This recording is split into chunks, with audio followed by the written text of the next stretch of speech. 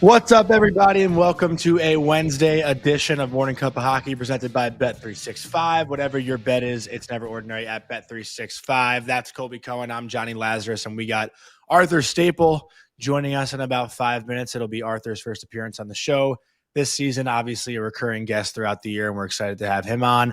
And then Jason Demers from NHL Network is a game time decision. We'll use air quotes. He'll be on. He's just doing something right now, but we should be hearing from him at around 9:40 a.m. So pretty good doubleheader today as far as guests go. A lot of things to talk about.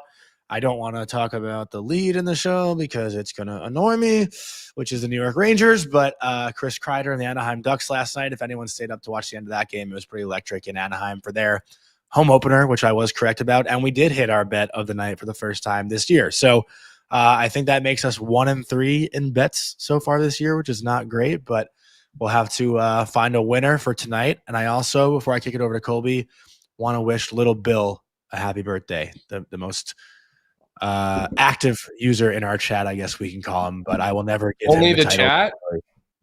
I guess everywhere. He's everywhere. So little Bill, get off the Daily Face-Off YouTube tonight and go have yourself a night for your birthday, okay? Make that promise to me. How old? I want to know how old he is. Maybe he'll put it in the chat. Yeah. As you see over there, we got Rick Tocchet on the sheet later today with Jeff and Zach. So that'll be an interesting listen about the Philadelphia Flyers after their big win the other night. But Colby, a lot of things to get into this morning. Where do you want to start? Because my brain is going a million miles a minute right now. Yeah, I know we're going to have Arthur Staple come on, and we're going to really kind of spend some time talking about what's going on in the Metro division. But I was up late last night.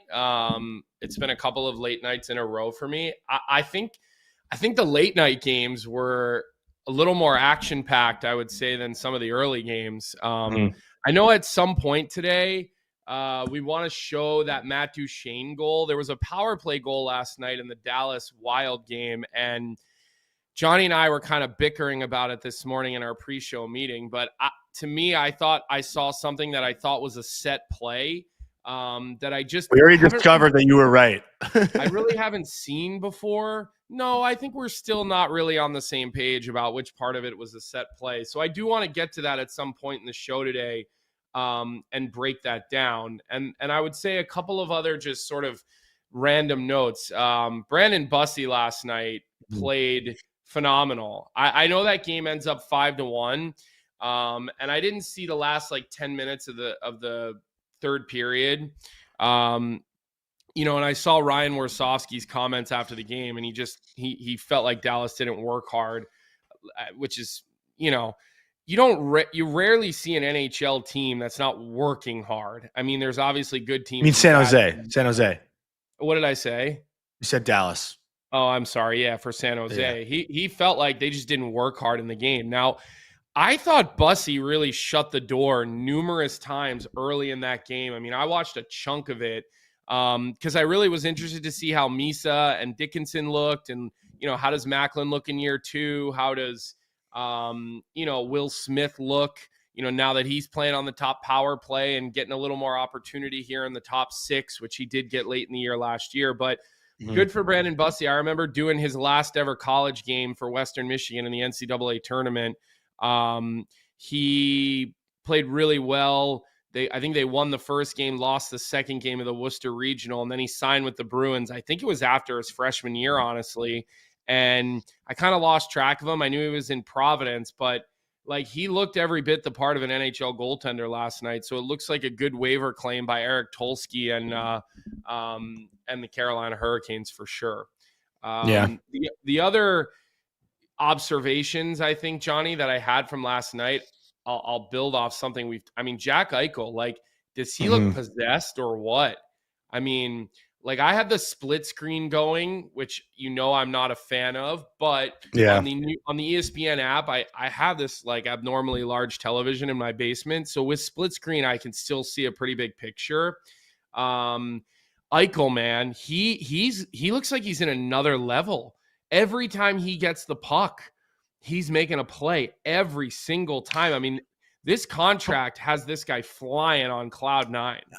I don't know. We said the same shit last year. Like Jack Eichel could have been the MVP of the league last year. This is just who Jack Eichel is. He's one of the best players in the NHL. He really is like a dominant force. I mean, I are you willing to say like, okay, McDavid, and then do you think him and McKinnon are the same, or do you still have McKinnon ahead of Eichel?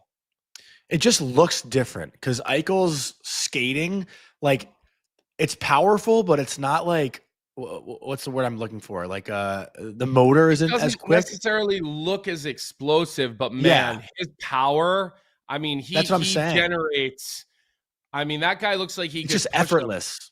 A freaking semi truck with his legs. I mean, he is like McDavid and McKinnon. Colby look like they're going 1,000,000 miles a minute, and Eichel looks like he's going 1 mile a minute. But like it's the same outcome.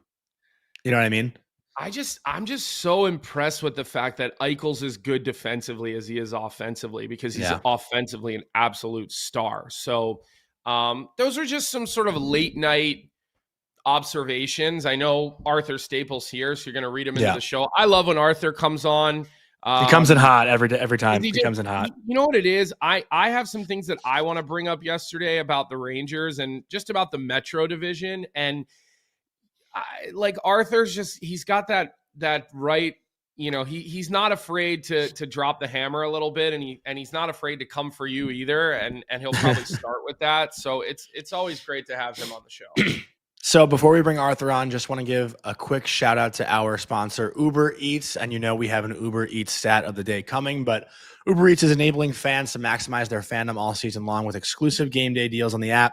From game day eats to paper plates and napkins, if you're hosting, to all the ingredients you need to make your favorite game day dip. Before, during, and after the game, Uber Eats is assisting every fan's hockey experience all season long. And with that, our Uber Eats stat of the day, which I'm sure everyone saw coming, is the New York Rangers making NHL history last night, the wrong side of history, as the first team to ever be shut out in their first 3 home games. And I can already hear Arthur laughing. So let's bring him on. Arthur Staple, good morning. How are you? I'm doing well, Johnny. Colby. I know you are. I'm horrible. No. I'm so sad.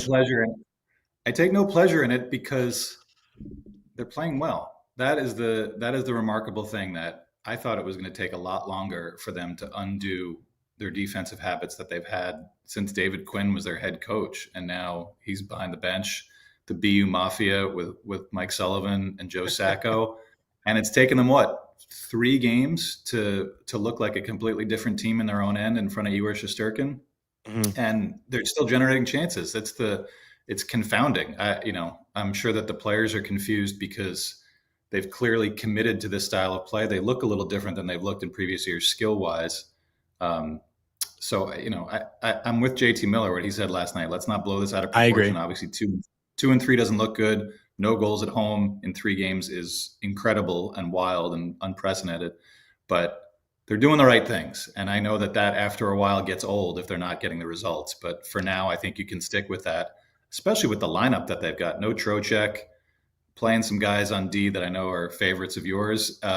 It's a different looking team, and they're adjusting to playing the way that Mike Sullivan wants them to play, that I think Chris Drury, by remaking this roster the last year plus, wants them to play, just not getting. Yeah, and I think Adam Fox looks like a lot more comfortable this season. And I'm really curious what the relationship is like between Adam Fox and David Quinn, right? I feel like defensive coaches have a more intimate relationship with defensemen than the forward coach. And I think that's just based on the fact that there's less of them.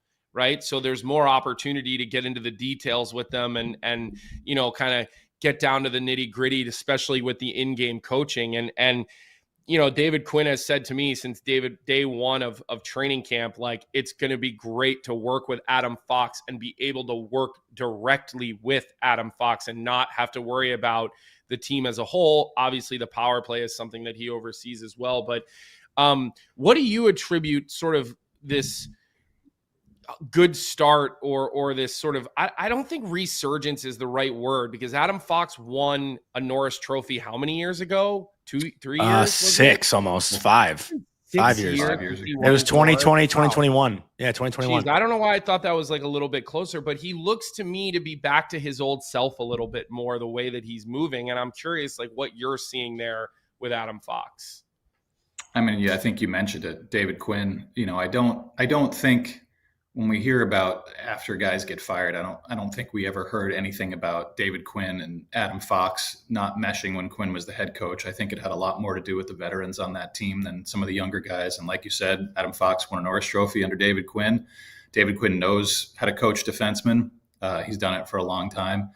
So I think that relationship is pretty solid. And I think Quinn in this role probably, maybe better suited than he's been in some of the other head coaching spots he's been in.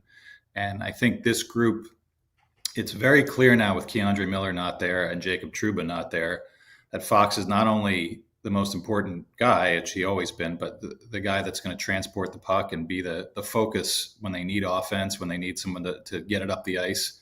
He's also a leader now, 27 years old and deep into a long-term contract. So I think Adam Fox understands the importance coming off of, a disappointing last season, and having some comfortable people around him is helping him. And certainly the structure helps too. I think you looked at some of the confused faces on the ice last year of guys that you're used to seeing play at a high level. And I just think nobody knew what to do. The incredible combination of factors, off ice, coaching, just all the moving parts, I think, contributed to an incredible lack of cohesion and just kind of sense of what it was about. And now I think Mike Sullivan has made it clear what this team is about. Adam Fox is one of the 2 or 3 most important parts of it, and he's playing like it. Arthur, I want to ask you about Chris Kreider, because obviously I didn't bring him up even. No, I know. I want to talk about Kreider, but not necessarily talk about the Ducks. We'll get into the Ducks a little bit later. Like, I stayed up and watched that game last night, and I've been saying since we did our division previews, like, they're making the playoffs. I think they're fun. I think they're the perfect balance of old and young.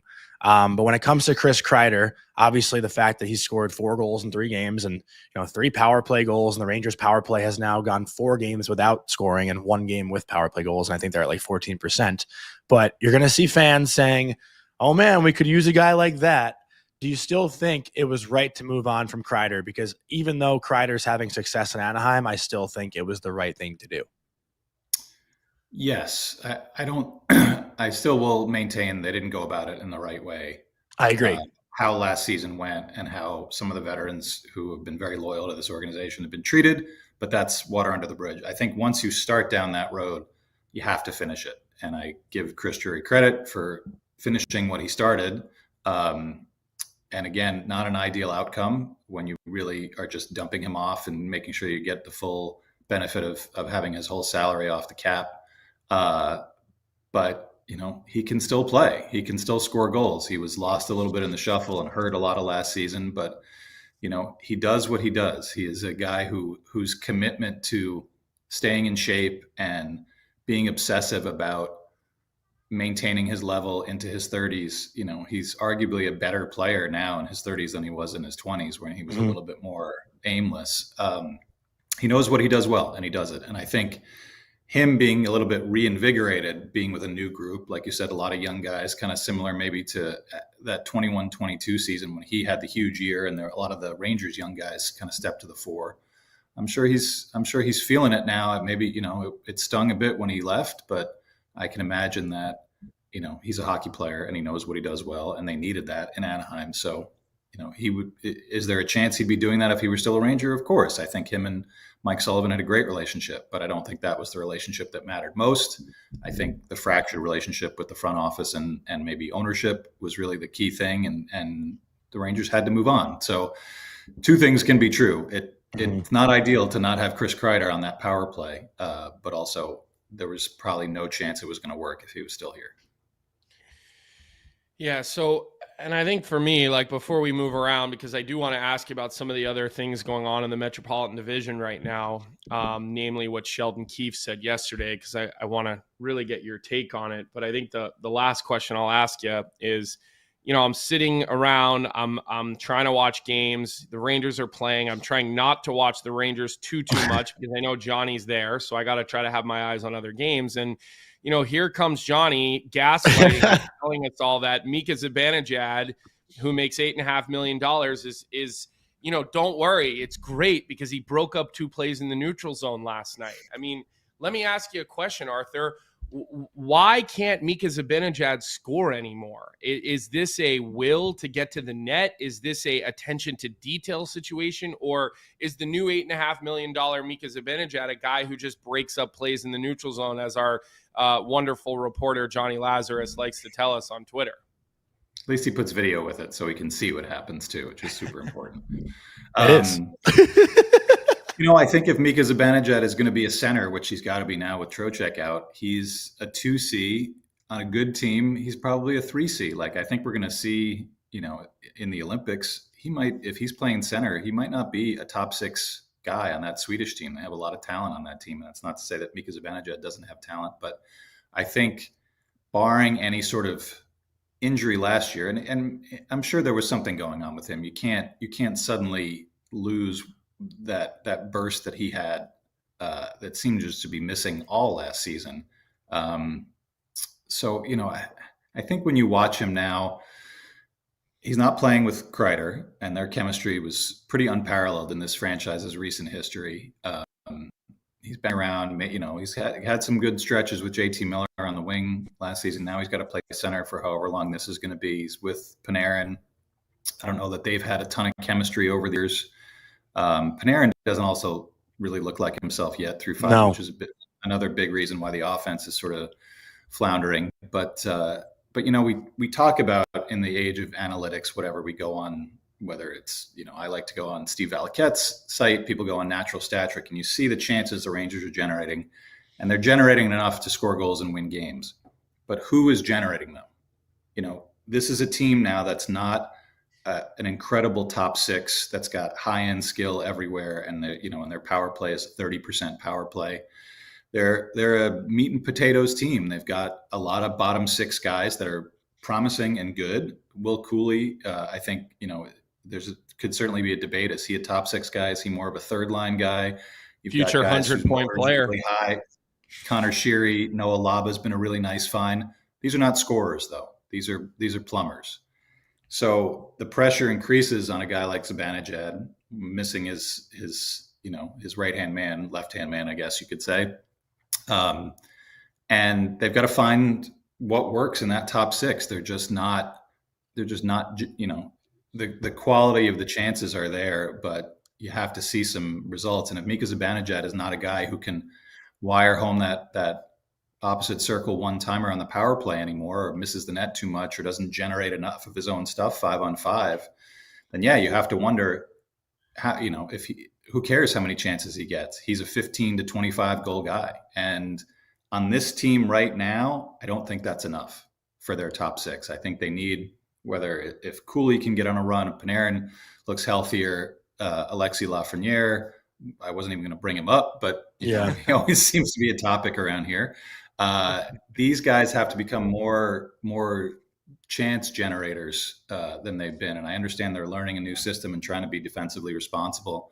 But you have to be able to combine the two. I mean, the run that they've been on isn't going to last very long with not scoring, but you still have to be a team. You can win your 2-1, 3-1, 3-2 games, but they've got to have some explosiveness in this offense. And I haven't really seen that yet. And that is one thing that's kind of a red flag in the back of my mind is, are the Rangers built to be an explosive offense anymore? I'm not sure. Well, let me ask you a follow-up question to that, Arthur, because I think the whole point of why I even tweeted that out in the first place, and I hate when Colby replies to my tweets. It's like the one thing that just really gets my wires crossed, my blood boiling. But for me, all I heard last year, 2 years ago, when it comes to Mika Zibanejad, and it was true. All these things are true, but the fans always say, and it's these words: Mika's not a play driver. Mika needs someone to carry him. And I think this year, through the first 5 games, he's been the guy carrying the Rangers offense. Every time the Rangers seem to generate the higher quality of their chances, it's coming from the stick of 93. Granted, they're not going in. So Colby, to his point, will be like, well, I care about actual goals and not expected goals. And that's the one thing right now with the Rangers. you can say the analytics look great, but the results do not. But when it comes to 93, I think a lot of fans, including myself, needed to see that jump and that energy and just the life come back to him. Even, post whistle scrums, he's getting in there. Last year, he'd stay out of it. So to see that come back in Mika Zibanejad's game, while the results aren't there yet, that's a massive positive to see. And who knows, maybe once Trocheck does come back and he's with JT, it'll click. But the chances that Mika Zibanejad is getting, and the one play he made last night early in the first period where he finds Panarin for a one-time chance and Panarin just hangs onto the puck for 2 seconds as opposed to firing it home, like that's not on 93. That's all on 10. And to your point, Panarin has not looked nearly like himself. And I think it's, maybe more of Sullivan's north-south versus his east-west that he's having a hard time adjusting to. But I just wanted to make that point about Mika because I've been incredibly impressed with him in the first 5 games, despite the lack of goal scoring. I look forward to seeing more tweets of him breaking up plays in the neutral zone then. Yeah, I just don't understand how we're saying incredibly impressed when you're paid to score $8.5 million. It's because of the last 2 years. It's because of the last 2 years. But I'm just saying we can't lower the bar. You can't lower the bar to fit a narrative. The guy makes $8.5 million. So we can't sit here and pretend that's what he's paid. That comes with expectations. Let's take the kid gloves off here. He's not a rookie. Far from it. No, I agree with you, Colby, but I think also in this early stage of the season, early stages of Mike Sullivan coaching this team, the thing that they had to get out of their game was giving up monstrous chances, either in front of the net. I mean, we even saw it on opening night. They kind of had a little bit of that against Pittsburgh, and Pittsburgh is such a low firepower team that, it really didn't hurt them that much in a what was essentially a 1-0 game. But, they're learning how to be more responsible. It takes time. There's a lot of the same guys that kind of meandered through the last couple of years, not really caring about, just waiting for Igor to kind of clean up their mess. And it's been that way for longer than even a couple of years. So I think you have to get used to being a low scoring, low event team. And, that to me says you've got to be self-generating chances as a forward. They're also missing, they don't have Keandre Miller on this roster. Outside of Adam Fox, do they have anybody that's going to jump up in the rush and be an effective fourth contributor on the rush or in the Scott Morrow, zone? But he's down in Hartford. Okay, well, speak to the coach and the GM. You've got a pipeline there. So, I think they're unlearning some bad habits. They're trying to ingrain some better habits, and they're willing to win these low scoring games, provided they can actually get a goal or two. So, I understand it's a work in progress. We know what Mike Sullivan brings. And I think people expect it to be fixed overnight because they've had this roller coaster stretch of one great year and one mediocre year. And then last year, one horrific year after a great year. So maybe there's an expectation that they just kind of snap their fingers and they'd be great. Yep. But too much has changed for me with this group. Too much, I think, in their systems needed to change. And, they're defending better. They're defending way better against the rush, which was bad for years. So I think there's some of the aspects of the game are good. They just have to learn how to be a low event team. And that means converting chances. It means not doing quite as much east-west as they've been doing and being content with that. And everybody else has to be content with it too. Right. Yeah. All right, I want to go down the street a little bit to New Jersey. All right, so we'll take the path and we'll head on across the river. head on to New Jersey here. And I want to ask you about a couple of things because, I've always kind of defended Sheldon Keefe. I've always liked him. I liked him personally when I was a young hockey player. I almost went to play for him with the Pembroke Lumber Kings way back when. And I've always just sort of probably given him the benefit of doubt. I made excuses for him when he was in Toronto, and I just felt like no coach is ever going to make Austin Matthews what we are hoping he will be in the playoffs. Well, although he's been better in the playoffs in the Mitch Marner saga, and are you holding guys accountable? All the narratives. I always kind of made excuses for him. But he did something in the last couple of days that really bugs me, and I feel like it's just total bullshit, Arthur, and I think players can smell it. And I think players can see through it. And I heard them talking about, and we'll ask Jason Demers if he does come on later. Because he was on NHL Network talking about this. But he says something along the lines of, we're going to go with different power plays depending on who we're playing against and what strengths they have. And he's really talking about Luke Hughes, who started on the first power play, and they didn't score and they struggled. And then they threw Dougie Hamilton on, and everybody made a big deal about it. And Sheldon Keefe, put on his politician hat and said, oh no, this is not a demotion for Luke Hughes. This is just Dougie Hamilton's skill set against a different team. Sorry, that's fucking bullshit. Okay, that's you scared to hurt your new $9 million defenseman's ego. Okay, and you're coddling him by saying that. And now you're probably also worried. Yes, everyone says Dougie Hamilton's going to get traded, but listen, he makes a lot of money too, and they've got a lot of money invested and years invested into that guy. So, like, what are we doing here? That comment will drive players crazy because it's completely disingenuous. If you're the power play quarterback, you're the power play quarterback. All right? Like, sorry, I don't buy it. You have been around this game a long time, Arthur. You've covered these teams meticulously over the years. What do you think when you see a comment like that? Am I way off base here and overreacting, or does that have the ability to potentially irk you too? Like, I was really bothered by it, as you could see. I mean, I'm sure that Luke and Jack Hughes don't love it, and they carry a lot of sway in that organization. So I'd be curious to see. I think Keefe has a history of speaking forcefully and maybe not accurately, even in the media. He's always been a pretty confident guy, I think, is a good way to put it. Even when he was a marginal NHL player, I think he was a pretty confident guy when I knew him a little bit back then. So, I don't know that pull the fire alarm one. I think the Devils, to me, are in a good position. They're a very good team. Yep. Their power play has been complete and total ass for the first, whatever it's been, four games. I get that they're going to switch some things up, and maybe that's an area Hughes missing. Pretty much all of training camp hurts him because he's not working on systems. He's not watching video with the other guys. I understand he's an incredible talent, and he'll be the cornerstone D man there for a long time. But he's still young, and he did miss all of training camp. So maybe this is a spot where coaches want everybody to be there. They want everybody present. They want everybody involved. They love meetings. They love video. They love all this stuff. And Luke Hughes missed it all, and then had 4 points in the first 2 games. So you start maybe to get carried away that this kid does. Suddenly we don't need intensive video sessions and all the battle drills and all that stuff that everybody does throughout training camp to get ready. So maybe this is a little bit of Sheldon kind of tweaking Luke Hughes and reminding him, yeah, this stuff is important, and maybe your spot is not assured, especially when the power play is over, whatever it is, 10 or 12.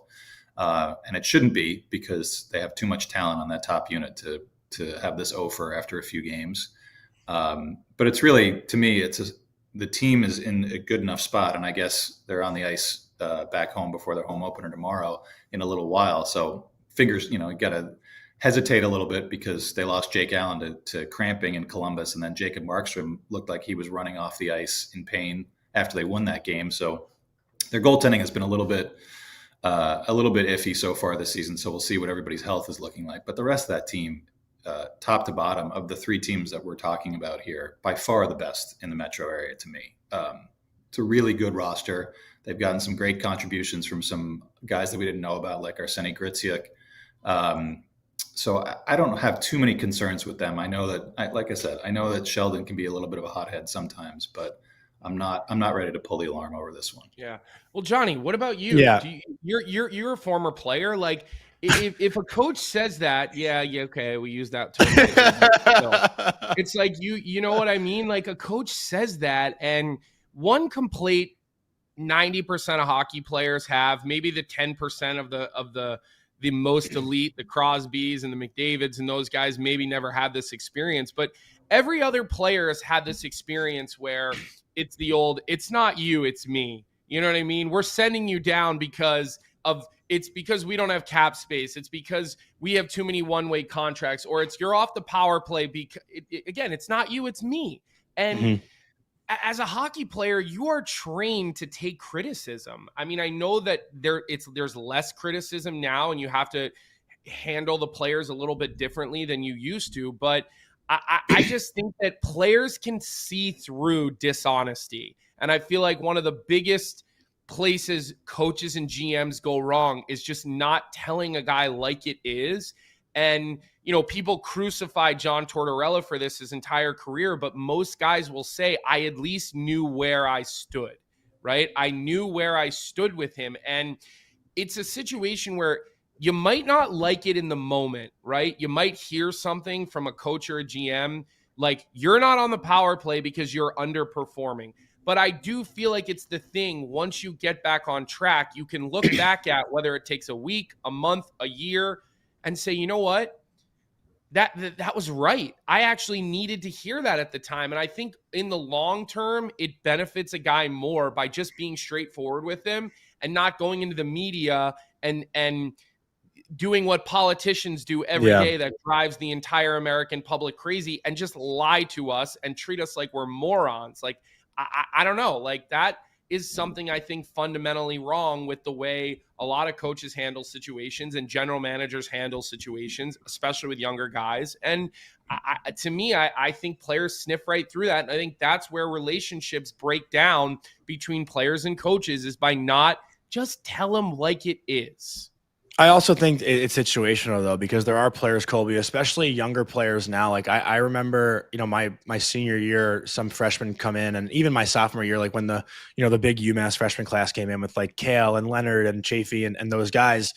I think the highly skilled players who are always known as the highly skilled players, the top power play unit guys, the top line guys, top pair guys, I think at times, because of the teams they're on growing up and the positions they play growing up and how important they are to their teams everywhere they've been, they do at a certain point expect things handed to them a little bit. And it is sometimes tough to calculate in their brains, maybe not being that guy for the first time ever in their life.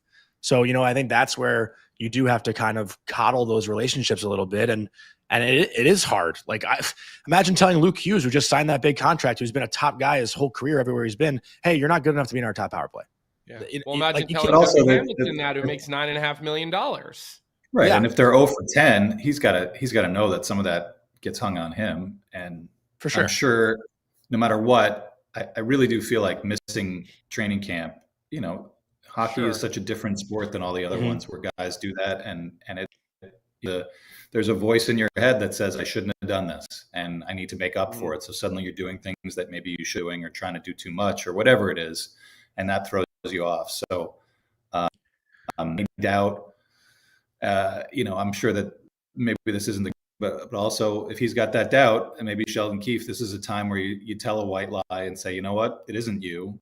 We just need, and you, like you said, Johnny, you just kind of, you have to deal with some psyches that are not the same as when I was growing up watching sports and playing sports. And even, you're not an old guy, Johnny, but it's different even than when you were playing. So yeah, it is. So you're walking a fine line, and we always say they're pros; they should be able to handle it. We've seen it time and again. No, that's not the case. Especially it's human nature. Yeah, and but also we have so many young guys that are emerging as important players now. It's a whole new world for the coach. You give them that shit sandwich though, where you say something really good. Give them the criticism, finish with something really good. You bookend the criticism with 2 nice fluffy pieces of bread, and then they walk away feeling okay, and you got to pray that they actually heard you for the part that you really wanted to hear them. I find myself doing that at times with our guys. They're 18, 19, 20-year-old kids. So sometimes that's how you got to do it. And again, like, I just hope one day they're like, oh, you know what? That guy was honest with me. I might not have liked it, but he was honest with me. Yeah. That's how I try to look at it. You know what this makes me think about, Colby? That scene in All or Nothing with Sheldon Keefe talking to Jimmy Vesey. I mean, we've all seen that, right? He pulls Jimmy aside in practice and says, like, you're not really doing anything, and I don't know how Jimmy necessarily handled that in the moment. It's not something we really asked him about either, but like Jimmy's a guy too who, I think had to reinvent himself a little bit throughout his NHL career. We interviewed him about it this summer, but the way Sheldon Keefe went about that, how do we feel about that conversation? Like, You when a player's struggling, like they know they're struggling, you want to help build them up a little bit, not break them down even further. Maybe that's where it's on camera. You know that they're making this series. Mm-hmm. Maybe that's not a time to do that when you've got the mic clipped to you and you know that there's cameras on you. That feels a little bit performative to me, because that's going to be a huge part of whatever this series is about. Even if Jimmy Vesey wasn't an important part of the Leafs that year, mm-hmm. that's going to be kind of a headline maker. So, maybe that's where Sheldon Keefe could learn to dial it back a little bit. And maybe this is him showing that he has learned to dial it back a little bit, that maybe he's not going to be quite as blunt this time around with someone who's arguably a more important person to what the Devils are trying to accomplish. Yeah. Johnny, you got anything else about the Devils, or do you think Arthur, do you have 5 minutes if we could talk to you about the team out on Long Island, or what do you got, Johnny? I did want to ask one more question about the Devils, actually. Yeah. And it might be a stupid question, but I feel like it is worth a conversation. Never from you. Never. Who's the Devils' best player? Straight up. Oof. That is a good question. I think right now it's Jesper Bratt. I was thinking the same thing. That guy is... I was in their locker room during training camp talking to Nico Hischier, because they came into the league 9 years ago at the same time, and there's been so many ups and downs. And I was kind of saying, like, he's kind of the definition. He's been so underrated, and Hischier was like, he's still underrated. Like, people don't know how good this guy is. And I understand that the Devils are not a major market team, even though they're so close to the New York area. They just don't get a lot of the coverage that the other teams do. But this guy is legit, and it has been almost entirely 100% him building himself up year by year to being such an elite player. I think the play that he made in Tampa, the shorthanded goal he scored, guy has great instincts, huge hockey IQ. He's a little dude, but he's pretty fearless. And obviously Jack Hughes is important. And I think the line that's really been driving them has been that second line with Hischier and Timo Meier and Dawson Mercer, which to me is a great second line to have with really good skill and guys that all play with an edge. That's going to be a key for them going forward, I think. And obviously you want Jack Hughes to get going, but for me, Jesper Bratt is the guy there. And I think, if he has a big 90, 95, 100 point season, that's going to go a long way for them. It's also, Arthur, just to make one more point, Colby, quick, if I can, Jesper Bratt, the last 3 seasons has missed 1 game. You talk about Hughes' injuries. You talk about Hischier missing some time. Like, Jesper Bratt, not only does he perform, but he's available. Like this guy, and he's making what, like $7.5 million? And I know he's become a little bit more of a popular name, but I still, to your point, don't think he's looked at as the best player on the Devils, and I think it might be time to start saying he is.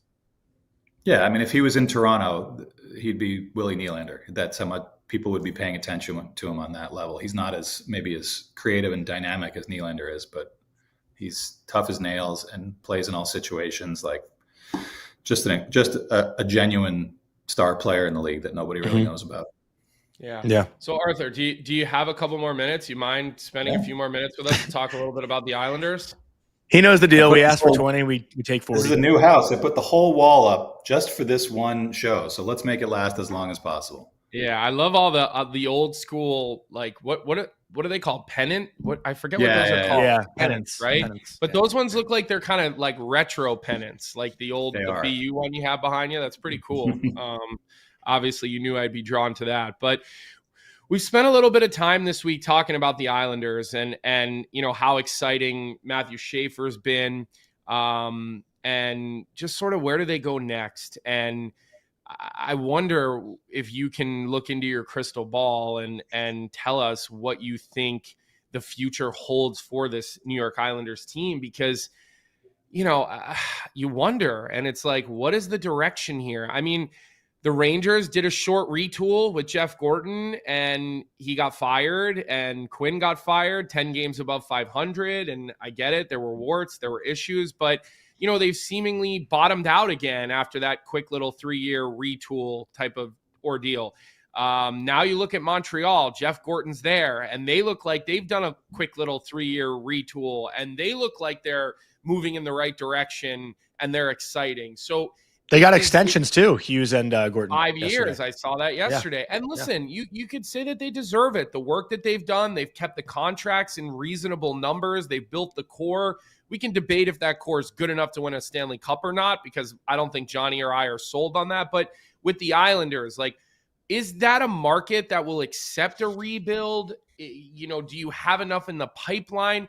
Can you get enough? Because I'd think Matthew Barzal, Horvat, those types of guys, like, they'd fetch you big returns. I think teams would be willing to give you nice king's ransoms for some of those players. But Sorokin is another one. Like, what happens with him? I just think there's so many questions, and this franchise and organization out on the island, I can't tell what the direction is. I just can't. Yeah, that's fair. You know, I think when they got rid of Lou Lamoriello and brought in Matthew Darche, and you mentioned Gorton, the Islanders owners very badly wanted to talk to Gorton this summer, and Montreal wouldn't let it happen. So I think we know why. I think they correctly identified that that was a guy that could create that turnaround and kind of roll over some of these guys that have been there a long time and turn it into something that was a different direction, like you said. So they settled on Matthew Darche. They've been kind of promoting this as the new era, a little bit more open. They're making their own videos now, kind of stuff that's just catching up to everybody else that's been doing that same stuff for a long time, but it feels newer to a lot of the Islander fans. And that part is great. They luck into the ping pong balls and get Matthew Schaefer, and this kid, you know, even before he took the ice, just an amazing ambassador for hockey, for himself, for just a fantastic kid. So you couldn't create in a lab a kid that you'd want to build around in the future more. And I'm sure that there was some hope because of this new era that the season would start a little differently. That'd be a breath of fresh air. They did keep Patrick Waugh. They brought in a couple new assistants. But I think what we've seen through the first 3 games is we've seen that Matthew Schaefer is legit. This kid is going to be a star in this league for a long time, and that they don't really have a lot of other ideas. And you're spot on with that, Colby. I think you're seeing a group of guys that Patrick Waugh wants to play a little differently, a little bit more up-tempo.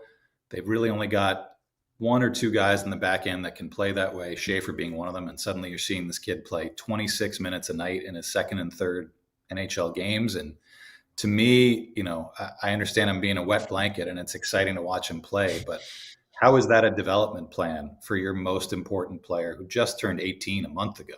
Like, yeah. I understand this kid is just full of adrenaline and he's incredibly skilled, but you're rolling him out there because you're behind and you know that he's the guy that can create some offense. You're putting him in harm's way, I think, because you're asking him to do a lot more than maybe he's even done. Kid played only 17 games last year. It's not a plan to me. And I understand that Patrick Waugh is probably feeling the heat already because it was debate whether Darche would keep him as coach. They decided to keep him. He got assistants that he wanted, moved out the guys that Lou brought in that were behind the bench with him. And not only are we seeing no results, it might be a little worse than we've seen the last year plus under Patrick Waugh, that they're committing some of the same errors. They're giving up more high danger chances than any other team in the league through the first 3 games, and not exactly to high powered offenses either. Their D is not really connected with their forwards. I thought their forward group would be pretty good, and they're just not generating enough. Power play is still difficult. PK has given up a couple of goals after being, you know, one of the worst ones in NHL history last year. It just feels like they've kind of dropped Matthew Schaefer, this like alien, into this kind of moribund, mediocre system, and said like, all right, this is going to change everything. We got this. Oh, look at that. You just cut off Arthur Staple, JD. Wow, that is not right. Arthur 9:45. Midpoint. Vic, that is not very good producing, pal. I'm not usually one to call you out, but I think we should treat Arthur Staple with a little bit more respect than that.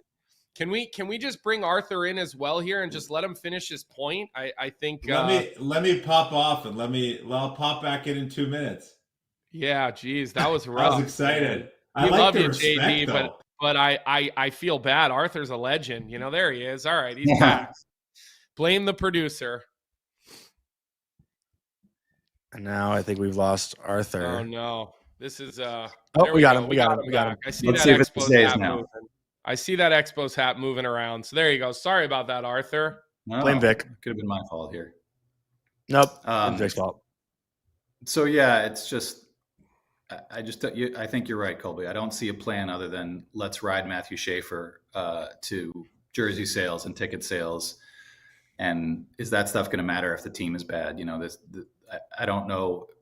They've got Edmonton in there tomorrow, coming off a game where Edmonton generated very little against the Rangers. If they start womping up on the Islanders and the fans are out there booing, I don't care if Matthew Schaefer plays 45 minutes. They're just the fans want to see a winner. They haven't been turning out that much at UBS Arena the last couple of years because of the mediocrity. And I feel like if you're Matthew Darsh, I don't know if you trade one of your core guys right away to do something drastic, or you make a coaching change to do something drastic, but you can't start the season 0-4 or even 0-5 because they go to Ottawa over the weekend, and then you're basically swimming upstream for months then. And I don't know how that works. Yeah, but this is what people expected, right? Like, this is what we were talking about before the season started. Like, what's the point in rushing Matthew Schaefer if the Islanders aren't going to make the playoffs anyway? Like, no one expected much from the Islanders this year. Yeah, and I feel like they, Darsh made a great trade for Noah Dobson, getting the 16th and 17th picks, and they had the players kind of fell right. Keyshawn Aitchison looks like he could be a really solid, mean, physical, skilled NHL player. Oh my God, I see those highlights. He is a mean SOB. And a big personality too, which I think that room will need in a few years. Matthew Schaefer is a great young man, but I think you need somebody with a little bit of a snarl, and Aitchison has that. Victor Eklund, who's playing at the top level in Sweden, who's going to be a dynamic player. And they've got some college guys that have really emerged. Danny Nelson, I think, he's not going to be Brock Nelson, but he's kind of built like him. And I think he's built his game up at the college level and at the World Juniors that he could be an interesting guy. So I feel like Cole Eiserman, I think, at our alma mater is he's electric. Another guy who big personality. So I think the cupboard is not bare, which is good. And I understand, Jonny, what you're saying, that like outside of the excitement around the Islanders of like, oh, now we can they can have beards and long hair and dress however they want. And that stuff gets you excited to see the players, knowing in the back of your mind, maybe the team is not going to be any better than it was the last couple of years. To see them start the way that they've started, and also seeming like they're just going to throw Matthew Schaefer out there to the wolves, basically, while they're also losing, which makes zero sense to me. Like, you're going to overuse this kid and also finish with 71 points. Like, I don't know how that helps him down the road, helps him feel good about the franchise. Greater risk for some sort of injury, and then what do you do? So I'd like to see more of a plan. And like I said, if this week continues to kind of nosedive, next week I wouldn't be surprised to see something drastic happen, because and it's not even we got to make the playoffs this year. I think it might just be a realization that Patrick Waugh is not the right coach for this group. I don't know. I think we all kind of wondered, talking to a lot of people around the league, like, is this guy still a good coach? He came in the midway point 2 years ago. They got to the playoffs. Players were super jazzed because it's Patrick Waugh and he dispenses lots of wisdom. Last year, I don't know that we saw a lot of good stuff from him or the team. They were kind of below the cut line pretty much the whole way. Darsh decided to keep him. He's still got a couple years left on his deal. Maybe that had something to do with it. And now I think you've seen enough. He's coached 140 games, and if they're going this way, then why keep him? Why not start fresh? Which a new GM would probably want to have done anyway.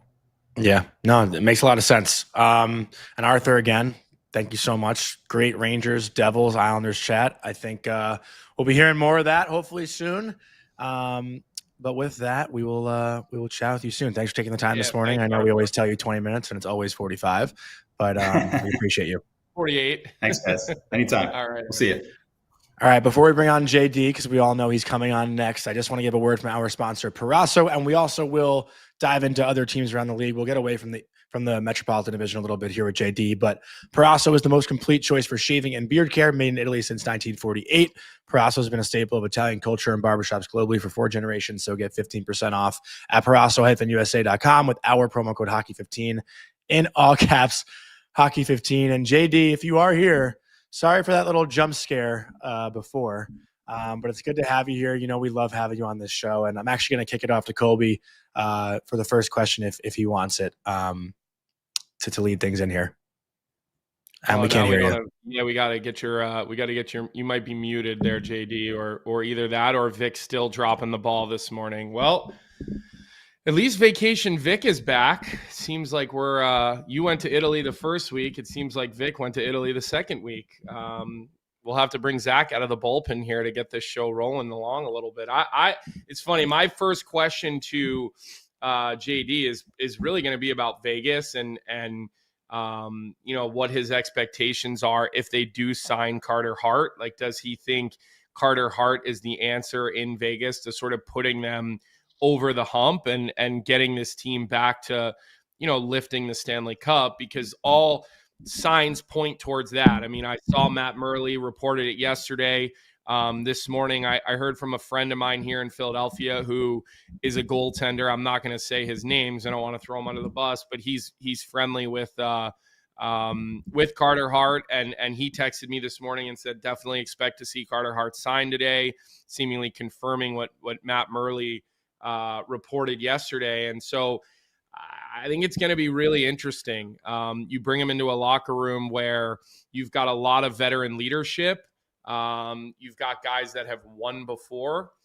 You have Stone and you have Eichel, and Carlson's been there forever since the get-go. Riley's back there in town. Shea Theodore, it's not his first time around the block. But you kind of wonder, like, what does that do for the attention that it also brings? Like, how does this team handle it? I mean, Bruce Cassidy's won a Stanley Cup, known as one of the best coaches in the National Hockey League. So it is a situation, Jonny, that I'm definitely sort of waiting for the shoe to drop. I don't think anybody's going to be surprised. I think we've all been sort of guessing that this was the destination for him. But I just want to see how does he look, and what is the sort of trickle down effect into that locker room for him. And then does this open the door for the other players to sign deals and to come back into the National Hockey League? So I do think that it's once this gets announced, there will certainly be a domino effect. There will probably be a lot of negative reaction to it, as we can expect. And listen, to each his own. Everybody gets to have their own opinion, and that's totally all good and all fair. Let's try to bring JD back on. I think he is good. JD, just test your mic. Oh, no. Nope, not working again.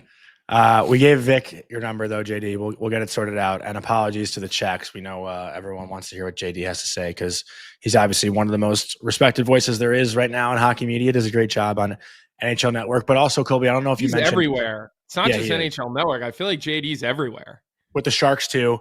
But did you mention, I was just kind of scrambling there to text JD and see if he was connecting. But did you mention that Aiden Hill was hurt last night, too? And it sounds like he's week to week. Yeah, I didn't. I mean, I think I breezed through that, but Jeremiah and the rest of our chat has also thrown that in the chat. And Schmid came in and played really well last night too. I mean, you got to remember they were down, I think 2-0 early in that game. Yeah, Eichel scored 3 straight, right? They just kind of got rolling along and rolling along. I mean, I think that's you could just see when Vegas gets going, they just possess the puck. Like, even if you're not someone that likes to look at numbers, you could just see it. It's similar probably to Edmonton when they get going.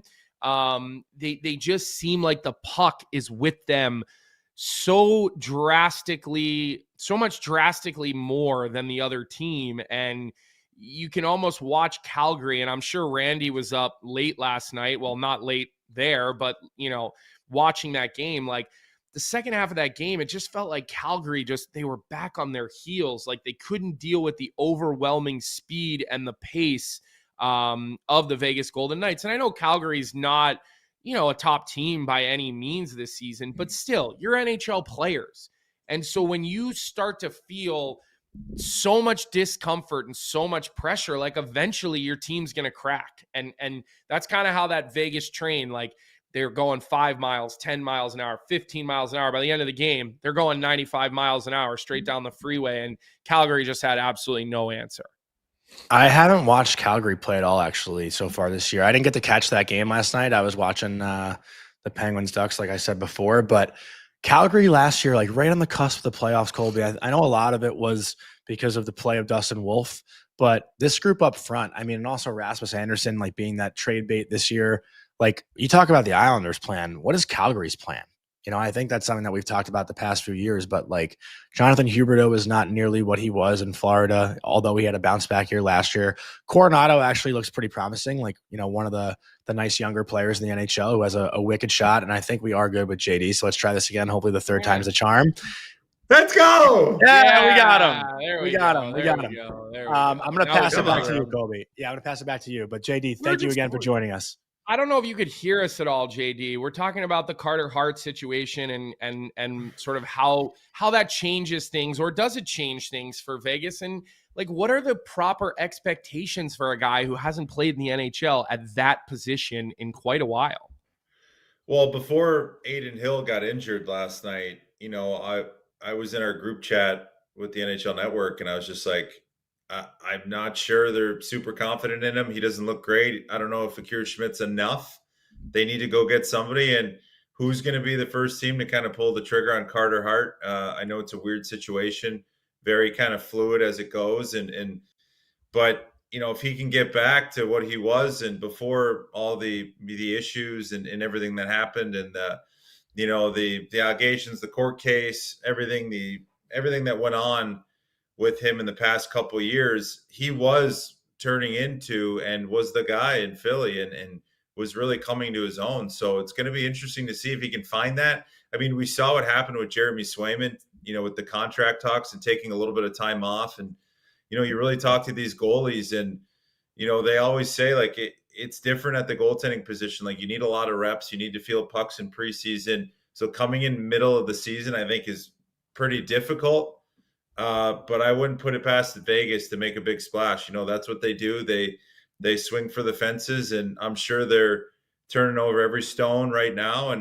But I even looked like through the league because I was talking to Corey Schneider last night too, and I'm like, who's out there if Vegas needs to go get a goalie? Like all the goalies, the starters are locked up. There's not really anybody that's going to move on from any of these starting goalies because it's hard right now in the NHL to find two good goalies, let alone one starter. So I'm interested to see kind of how it plays out for Vegas because honestly, other than goaltending up front and on the back end, they're one of the deepest teams in the league. And, they're so good and they play so well together under Bruce Cassidy. So I just think goaltending is the only thing that can hinder him. And it has hindered him a little bit to start the season with Adin Hill, but Akira Schmidt coming in relief. And, they get the win against Calgary, who I heard you kind of mentioned, Johnny. I just think Calgary they got to sell Rasmus Anderson. I wonder where he could go. I know a lot of teams are going to be kicking the tires on him for sure. I thought Vegas too. Vegas was one I mentioned. There's a lot of teams though, and they could use a right shot defenseman. So I retired too early. Did you ever have like a really long layoff in your adult hockey career, whether it's I'm saying from the age of, let's say, 18 and older, because it's when you're young, it's so much different. But did you ever have like a massive injury where you missed a year or anything like that in your career? I mean, I had a bunch of injuries in my career, some big knee ones, and I also had a back surgery near the end of my career, right before my last year at Arizona. I blew my back out 2 weeks before camp and then was out and had to go play overseas. And that's the year I played in the Olympics and had to come back from back surgery. So I didn't play an NHL game until my 700th, which was like 2 years. And by golly, did it speed up. It got quicker. But it's tough. Anytime you're out for a while, and you come back, it doesn't matter how good of a player you are. The hockey IQ's there. If you have it, like you look at Landeskog and you look at guys that have missed significant time that have come back and have been, very good back with Colorado, but you're still missing something. You're missing that exact perfect timing that's kind of you've become so accustomed to and it's become so instinctual for you. So I do think that at goalie, it's even more so. Like Swayman struggled last year and he looks otherworldly to start the season this year. So and he took a little bit of time off. So for a goalie taking a year, 2 years off, and he's probably still training and playing, but it's way different once you get into a game and you're feeling, that speed of the puck, that speed of the players bearing down on you. So I don't know how he's gonna look, but I feel like he's worth taking a shot on. Yeah. And JD, first of all, well said. Second of all, I heard you we saw the clip yesterday, at least on NHL Network, of you talking about Brady Tkachuk and the Ottawa Senators. Sounds like he's out for like at least a month with that hand injury. Colby Wrist, and I, right? Wrist. Is it wrist or hand? Wrist. And I got to tell you, Wrist. I hope it's not that little tendon sheath that all the guys hurt, because let me say something to you. That is a nagging injury that no matter how many cortisone shots they pump you up with, you're playing with that, and it is not going away until you get the surgery. I hope that's not what it is for him. Do you ever have that, JD? You know the one I'm talking about? I broke both my wrists. I think one's when I was younger, then one in the league off a slash. But yeah, it's annoying. The Tkachuks are always interesting because you're like, you want them to take more rest but I feel like they're always banged up because they play so hard. Not saying they're like, they're made of glass, but they play so physical. It's such a hard game that, injuries happen, but I just hope they take their time. The league's better when these guys are healthy. So I know like he's going to try to gut it out and be a warrior, but if he's got to take 4 weeks, he's got to take 4 weeks. And I do know that, we did a graphic on Ottawa in November. They're just like horrendous.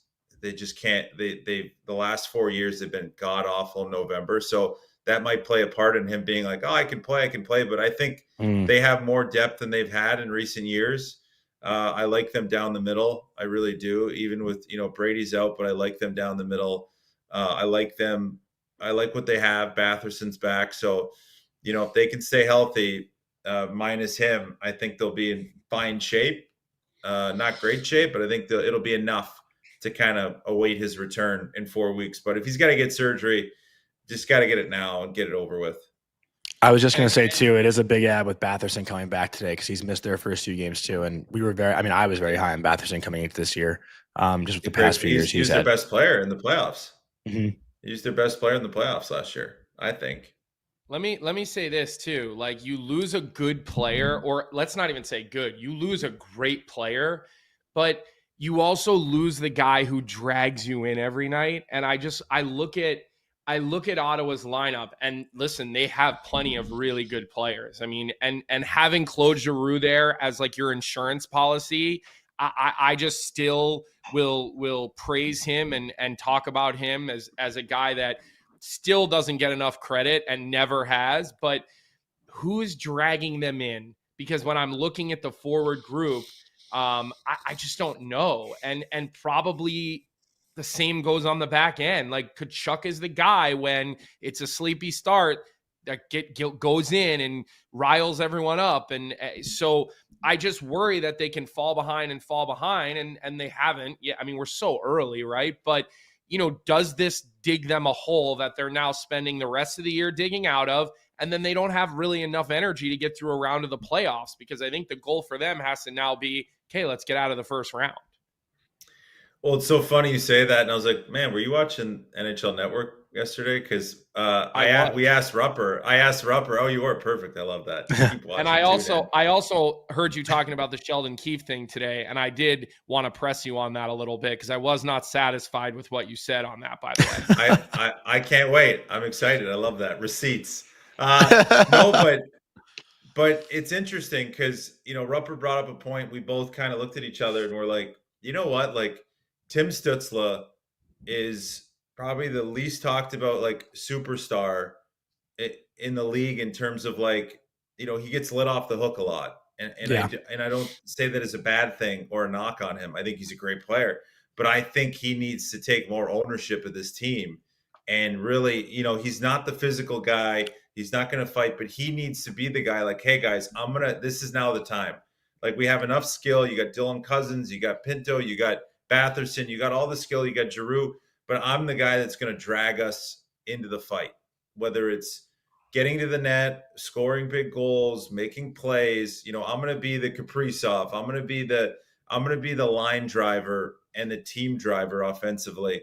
And I feel like he's kind of always he puts up great numbers, and he's very dynamic offensively. And I was hard on him early in his career about diving, but he's really taken care of that, and he plays whistle to whistle, and he's really developed into a well-rounded forward, and I think both ends of the ice. But now I want to see, like, take that next step, like become that superstar that they brought you in to be. Like, be that guy that, you know, you're putting up 2 a night, and it's you're striking fear into the defense of the other team. And I think it's there for him. I think he has the capabilities. I just think he needs to kind of will it to happen and drag this team who, you know, to your point, Colby, like Brady's the guy that, you know, everybody looks to on the bench, like the Jamie Benn in Dallas. Everybody looks to him, and they had to figure out how to play. And for years, Dallas couldn't play if Jamie Benn didn't go on the ice when they were down 2-0 and run somebody through the boards, grab somebody for a fight. And they've now figured it out. They've figured it out without Jamie. You look at the start to their season, this team is kind of finally getting there where you know, Jamie can kind of, like Thanos, just rest the gauntlet and take a night off here and there, because, and I think that's where Brady's at a little bit early on, is like, he's got to find a way to get something out of these guys without being the guy to go, you know, run his head through the wall, because I like him better when he's going to the net, scoring goals, being a shit disturber versus grabbing guys fighting. I know he's still got to do that, but you know, you want him to be, he's great offensively. So that's where Stutzla, I think, has to take the reins here. And I think it's his team. I do want to say one thing, though, about that, because JD, like you mentioned Stutzla being like Kaprizov. I mean, Kaprizov to me is like, I didn't mean he's like Kaprizov. I mean, like, what I'm saying is, like, he's the go-to for offense. But he's never going to be Kaprizov. No, I fully understand. I know what you meant, but I wanted to ask you about a different guy, like in comparison to Stutzla, because like this guy who I think has the respect where Stutzla hasn't necessarily, I don't want to say earned, but has been given the respect by everybody. Like Sebastian Aho is a guy who like could be more of like Stutzla's comparison, I feel like, who is the number one offensive guy, but is still like in that tier where like he's not looked at as like this guy is the game breaker. Where Stutzla like has put up that 90-point season, and the talent around him is probably a little bit more equivalent to like what Aho has in Carolina. But even then, like they still come up short. So like, does Stutzla like need more help? Like, what else can Ottawa give him? You know what I mean? That's kind of what I'm asking here, because Carolina, as good as we talk about them being every year, there's still something missing. Yeah, in Carolina, or I mean, Ottawa, I think, has the offensive weapons. More so than Carolina. I think Carolina looks really good to start the year. I mean, we say that every year. Carolina, but Svechnikov 0 points. Yeah, but Carolina's the team. It's we'll see in April. Like, they're going to make the playoffs. That system gets them to April, but from there, it's to your point. It's you need those guys to take a step. But yeah, for Ottawa, I think I think he has the tools. I think he's got better offensive tools. I think Drake Batherson, Dylan Cousins, these guys are really good offensive young players that have a little jam to them. And I just think that they've just been, I think last year they finally kind of cracked it, made the playoffs. I thought there was a great 7-game series, but now you can't take a step back. Now the expectations have risen, the bar is higher, and you got to live up to those expectations. So these guys got to find another level. Yeah. I got to ask one more question, Colby, just before you go into your, are you going to ask him about the Devils power play situation? I mean, I just want to, because like I said, he was talking about it yesterday. So like, I just wanted to like have some follow up on that. You go, then I'll go. You go, then I'll go. I love that. All right, let's go. You go, I'll go. This is cute. This is sexy. I'm watching. Well, normally I make him wait in the corner, and I like don't really give him a whole lot. And he watches. So he's a watcher, eh? Exactly. I got the chair. No doubt about that. So I just look. I feel like you kind of let Sheldon Keefe off the hook a little bit yesterday, and I was talking about it with Arthur Staple, and I've always been somebody who's defended Sheldon Keefe when everybody was killing him in Toronto. Like, for whatever reason, I've always just sort of thought he was a good coach and come to his defense. It just irked me, JD, this whole, well, it's not you, it's me situation with Luke Hughes and Dougie Hamilton. And what I said about this, and people in the chat were getting pissed off. They're like, you're making something out of nothing. Listen, I'm not saying this is some massive story that needs to blow up. Okay.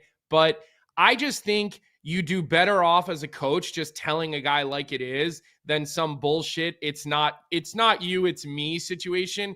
You played in this league a very long time. You were in multiple dressing rooms. You've been around great leaders, great captains, great coaches. Like, we know your career. It was tremendous. Okay. If you heard that quote, my radar goes, this is absolute bullshit. And like, I just feel like, what are you, 30? How old are you? 36, 37? Thank you. Yeah, I'm 37. Okay, 37 years old. So we're from the first. I like that. we're the same generation, right? So I hear that and I go, wow, that's absolute bullshit. Like, why are you lying? Come on, you're PP1 or you're not. Like, you're the guy or you're not. I don't know. Just be straight. And that's what bothered me about this situation. So, it's very different, between what is said in the media versus what's said in private. So, I don't know what was told to Luke in private, and if he pulled him aside and said, hey, we need to get this thing going. It's tough because, to your point, like, Luke Hughes is going to be there longer than Dougie Hamilton, I assume. So, you want Luke to be running the power play, but, they went 0 to start the season. Luke's a great offensive talent. They need a shooter on that unit, though. There's too many passers, too many guys that defer, and they brought in Dougie, and it kind of opened up something. So, I do think there needs to be a level of honesty between coaches. I was messed around with my whole career by coaches, and they played me like a fiddle, and because they could, and they knew that they'd get a reaction out of me. But, I think Sheldon Keefe going to the media and saying it's, you might kind of stir up the hornet's nest more, media, but I don't know if you pulled Luke aside and said, hey, Luke, this just isn't working, and we got to go with Dougie for at least now.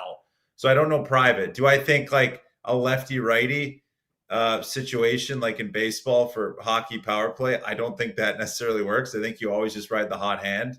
Thank you. And, thank you. Especially if you have a PP, if you have a 1B and a 1A, because again, Dougie Hamilton is a power play defenseman. Yeah, $9.5 million. And he's a shooting threat. Paying him, so that's it. So you can't, and you have to. I'd like to see both of them, but you paid both these guys $9 million, and they're both power play defensemen. So I don't know what the hell you were thinking. That's for a different conversation. But I do think Dougie will eventually get moved at some point this year. Could see maybe him go back. I don't think he'd go back to Calgary, but I'd see Calgary. Him for Rasmus Anderson would be an interesting little thought for me. But I just believe that, they're in a very difficult situation with these two guys. And I think I'm interested to see how it plays as the year goes on, because again, that first PP stays out there for a minute 30, minute 40. So unless Luke is changing mid shift or Dougie, which isn't the case because they're very much it won't happen. So somebody's going to lose power play minutes, and it's kind of the too many cooks in the kitchen on the offense side. But like right now, they need a shooter on that top. Yeah. And if Luke could, that's play Dougie. Half wall. Yeah. And that's Dougie. Luke's not a shooter. So Luke, if I'm Luke and I'm looking at that, I'm just taking up down one-timers for the next 3 weeks. Yeah. Just working on my one-timer and just becoming a shooter, because he's going to have to be, because you can't be a passer with Jack and Jesper on the side and Timo. You gotta shoot it. You gotta be a threat. And he just hasn't been one in his career so far. That's the best point with those two guys on the sides. More level-headed. He gives you the way more level-headed point of view than me. So that's why we love having JD. I like firing. I get all hot and bothered about it, and then JD kind of steers me back to like, hey, just relax. It's 10 o'clock in the morning, Colby. Well, he told you what you wanted to hear. No, he didn't. He would never do that. You know what I mean? Listen. No, but it was genuine. It was genuine. Yeah. That's what I believe. But yeah, do I think, would I rather have, as much as I have a lot to say about Dougie Hamilton's game, having him on the top on a power play is a pretty dangerous place to have him. So yeah, that's just tough. And Luke, I know you paid him, but it's like the coach is like, I'd go into the GM's office and be like, you just paid two fucking guys that play top on the power play $9 million. What do you want me to do with this? Like, what do you want me to do with this? Like, he's got to figure this out now on the fly. And he's like, how do I keep both these guys happy? And you can't play both of them on there, because then you're going to lose one of those top end guys So it's a tough situation for Sheldon. So, but they're 2 for 2. It's all that matters in the last one. Yeah, they are. Deucey. They are 2 for 2. My last one for you, JD. I'm going to tell a little story, but first, do you remember this? Yes. Well, go down. Yes. Oh, wait, I'm trying to get it. Okay, there you go. And what is it again? It's whoever. Go a little bit lower. Okay, I'll tell the story. I'll just tell. What's the title? Tell the story. What's the title? Stanley Cup Emilio's Dinner. So we were at the Pro Athlete Golf Tour this summer, Colby and JD. Know this? I don't know if I told him the story, but JD, the Powers brothers, and myself were in one of the cabins drinking probably till about 2-3 a.m. Literally, like it's that meme like of a girl saying he's probably out cheating, and it's just guys having an argument about sports. Like that's literally what we were doing. That's a 2C, yeah.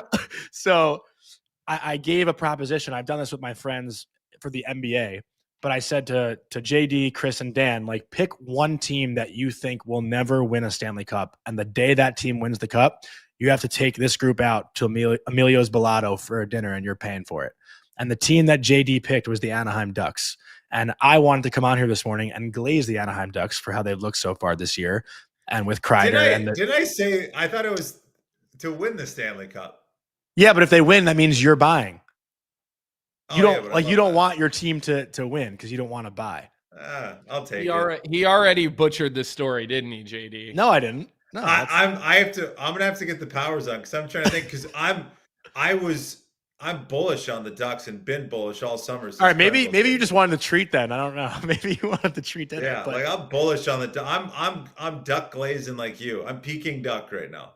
The wheels are falling off on this story quickly. Well, I wanted to ask. It was going to lead into asking about the Ducks because, like I said, I think they're making the playoffs. I think they have the perfect balance of old and young. And I watched that game last night, and I was just blown away by how good they looked. Like Troy Terry, Leo Carlson, Kreider obviously scores the goals. Hellison had a nice one. Dostal and Net played well. Granlund is a great addition to their power play. I mean, their power play was last in the league last year, and they're second right now to start the year. But what are your thoughts on the Ducks so far? Look out. I had him, and you can go check back the tape. I had him making the playoffs firmly this year. I had him even contesting in the top. At one point, before I came to my senses, I had him in the Pacific finishing second. I just think there's so much to love on that team right now. You know, Chris Kreider is having I don't want to say resurgent career. I mean, he's going to get 20 like in his sleep, but he has looked absolutely fantastic for this team. They got goaltending. They got a decor. Jackson Lacombe is severely, everybody wondered why he got that deal, but I'm like, watch him play for a couple games and tell me that isn't one of the smoothest skating kind of Zach Werenski-ish players out there as a young player. And he's so intelligent for his age. And then you just look through their forward group. I mean, Beckett Seneca is in my eyes, a dark horse for the Calder. He is a big boy that plays in the right areas, can distribute, can score, and he's got a little bit of swagger to him. That line point per game so far. Carlson, I know Leo Carlson looked like he's found another gear. He looks so fast right now. Cutter Gauthier is shooting everything, just piss missiles everywhere. And I think if I'm a Philly fan watching that, I'm pissed off even more because he looks so good right now. Yeah. And it's just a team that's built well. And then you look behind the bench, Joel Quenneville, take away all the shit that happened in Chicago. This is a dynasty winning coach in the NHL and make the most out of his players. And then they also sneakily brought in Jay Woodcroft. Jay Woodcroft is running a lot of their defensive structure stuff, I'm pretty sure. And he's kind of went into the fold, and he's a good hockey mind as well. So, they have a very well-built team, and they're big and they're fast, and they're not scared to mess around. And you got a little bit of everything on that team. So they should have beat Seattle in game one. Like they should be undefeated right now. Joey Daccord just stood on his head. And I don't even think right now that Lucas Dostal has played his best hockey. I think he struggled a little bit. So it's going to be interesting to see as we keep moving forward. But Dostal is a very, very good goaltender, and I would be this team's on So this is on. I think they're in the playoffs 100%. So Yeah. it's just That gonna be building what was they do. electric last night too. It's crazy, And- man. Nuts And last night. Ducks fans come out when they're winning. They come out. Yeah. When they're winning. I saw Uppy was in the house last night too. He put something on social media, and I'll say this: from talking to agents, excuse me, Pat Verbeek is the worst general manager to negotiate against. So if Lacombe got $9 million, he probably could have got 10, maybe somewhere else. So just to put it in perspective, every agent I've spoken to said there's one GM that you want nothing to do with going up against in a negotiation. It's seemingly Pat Verbeek. So JD, you're the best. Thanks for coming on. Best. It's been fun watching you, and it was great to see Nate on with you the last couple of days as he's sort of getting his TV career here underway. And so we'll keep watching on NHL Network. We'll keep listening to your show. Go ahead. Sorry. No, we'll see in Margate. Yeah, that's right. You will see it. We'll be back next summer, baby. And wait a minute. On that list you put, Johnny, you had the New York Rangers never winning? Yeah, because if they win, I'd buy Islanders the fucking, if they win, I'll buy the fucking. No, I'm happy. Just wait, JD. When the Rangers are like out of the playoffs, this guy's gonna be walking around Manhattan with a Devils jersey on, and then this summer when the Islanders are picking number 1, he's gonna have his Islanders jersey on. Like, forget it. I mean, I can't even do with him. He's just wants to be loved by every fan. I'm getting a Crier Ducks jersey literally as soon as this show ends. He looks good right now, the big fella. He looks good. Well, thanks All so right. much, guys, man. Anytime. We love you, buddy. Thanks for coming on. Shady. Take care, boys. Awesome stuff.